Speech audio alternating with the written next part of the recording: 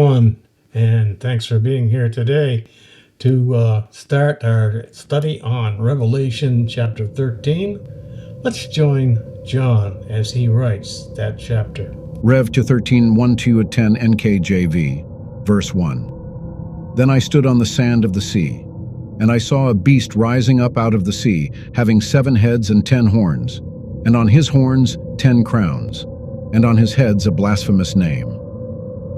Verse 2. Now the beast which I saw was like a leopard. His feet were like the feet of a bear, and his mouth like the mouth of a lion. The dragon gave him his power, his throne, and great authority. Verse 3. And I saw one of his heads as if it had been mortally wounded, and his deadly wound was healed, and all the world marveled and followed the beast. Verse 4. So they worshipped the dragon who gave authority to the beast, and they worshipped the beast, saying, Who is like the beast? Who is able to make war with him? Verse 5. And he was given a mouth speaking great things and blasphemies, and he was given authority to continue for 42 months. Verse 6. Then he opened his mouth in blasphemy against God, to blaspheme his name, his tabernacle, and those who dwell in heaven. Verse 7. It was granted to him to make war with the saints and to overcome them, and authority was given him over every tribe, tongue, and nation. Verse 8. All who dwell on the earth will worship him, whose names have not been written in the book of life of the Lamb, slain from the foundation of the world. Verse 9. If anyone has an ear, let him hear. Verse 10. He who leads into captivity shall go into captivity. He who kills with the sword must be killed with the sword. Here is the patience and the faith of the saints. We will begin our verse-by-verse commentary on Revelations 13, 1-20, incorporating insights from David Guzik, A.R. Fauset, and others. Let's begin with Revelation chapter 13, verse 1 in the New King James Version. And it reads as follows. Then I stood in the sands of the sea, and I saw a beast rising out of the sea, having 7 heads and 10 horns, and on his horns 10 crowns, and on his heads a blasphemous name. First, let us focus on the symbolism found in this verse and their meaning. First, the dragon. For this reference, we'll go to Revelation chapter 12:9. The great dragon was hurled, that ancient serpent called the devil, or Satan, who leads the whole world astray. He was hurled to the earth, and his angels with him. The symbol of the sea represents the vastness of humanity.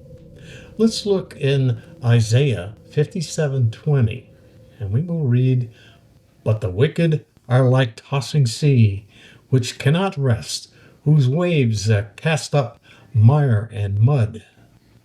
The words wicked in this verse identifies the word sea as a metaphor for unrest, turmoil, and chaos. The words mire and mud define the result of the tumultuous sea. Yet another reference to the sea is found in Daniel chapter 7, verses 2 and 3, which reads as follows. Daniel said, In my vision, all night I looked, and there before me were 4 winds of heaven, churning up the great sea. 4 great beasts, each different from another, came up from the sea. Although not specifically stated in these 2 verses, that is, the sea being humanity, there is a strong reference in both these verses to the metaphorical use of the word sea. The following symbolic phrase, the beast, is one of 4 described metaphorically. Daniel 7:3-7. The following is nearly identical wording. 4 great beasts, each different from the others, came up out of the sea. The first was like a lion, and there before me was a second beast which looked like a bear. After that I looked, and there before me was another beast, one that looked like a leopard.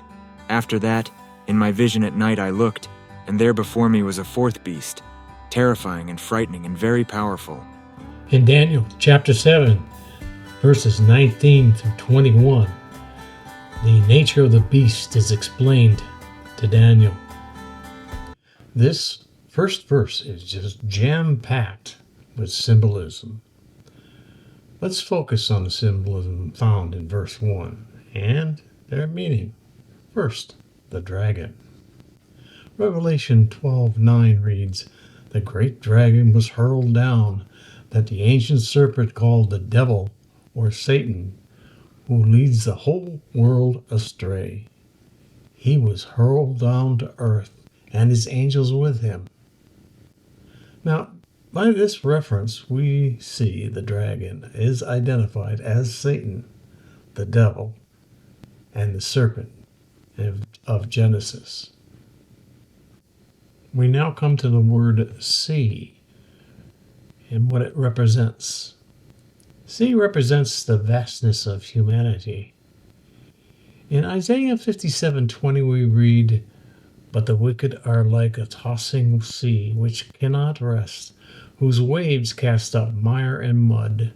The word wicked in this verse identifies the word sea as a metaphor for unrest, turmoil, and chaos.